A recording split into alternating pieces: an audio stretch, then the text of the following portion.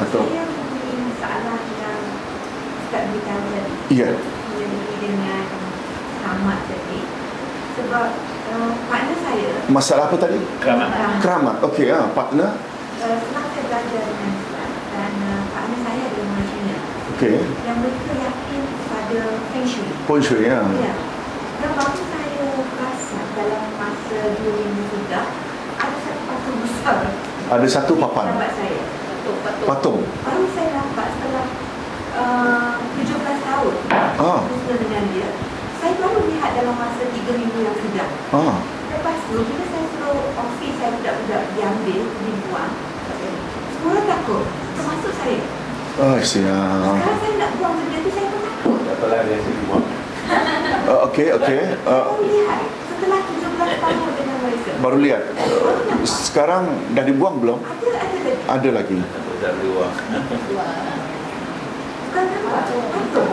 Patung. Di dalam jabat saya.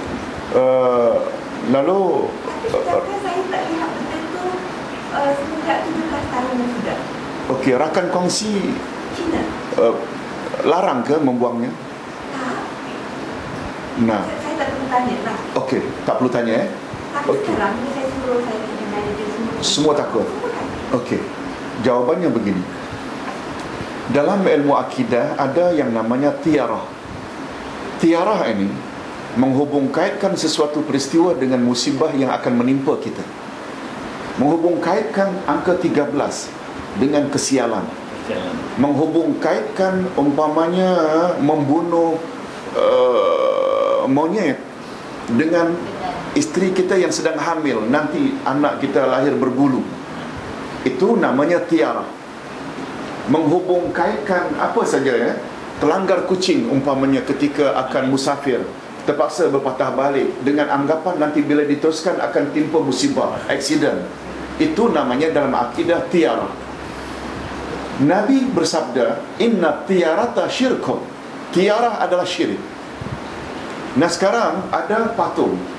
Patung bila ada di pejabat kita membuat malaikat tak akan masuk. Itu jelas dari Nabi.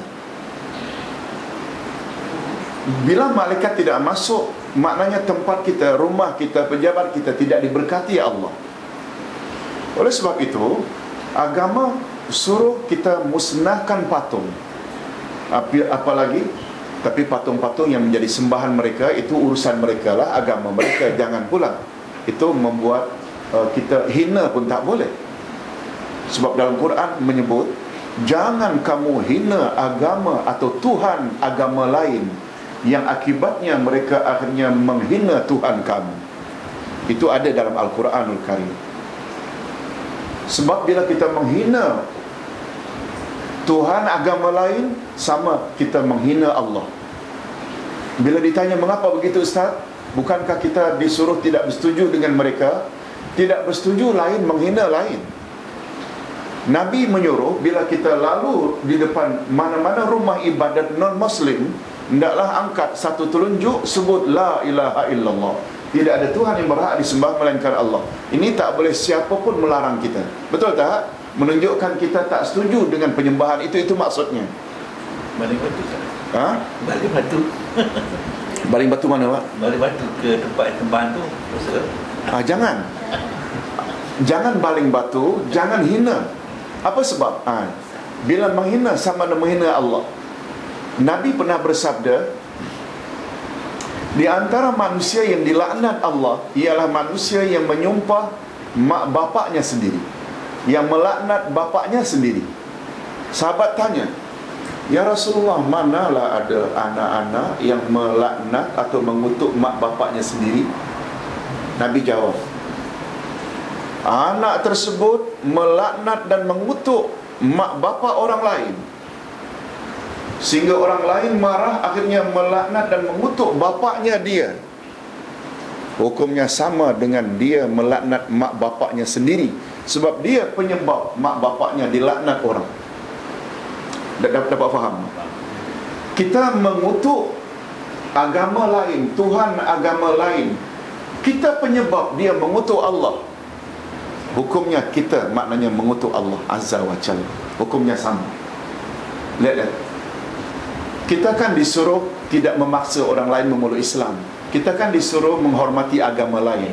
Menghormati dengan makna jangan paksa dia, jangan hina dia. Dia hal dia lah, tapi berdakwah tetap dakwah. Itu bab lain.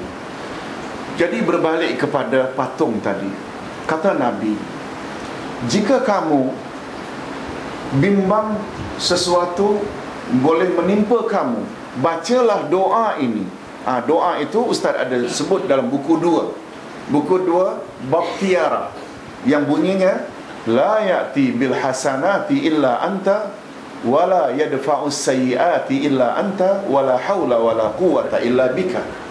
Maknanya, bila kita dah mula grown, sebagai contoh lah,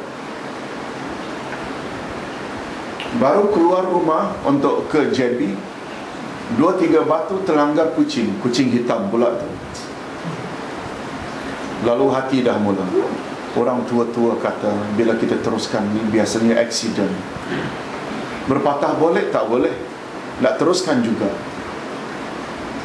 Kata Nabi, kamu kena teruskan. Bila berpatah balik, bermakna kamu ada syirik. Ustaz sebut satu hadis.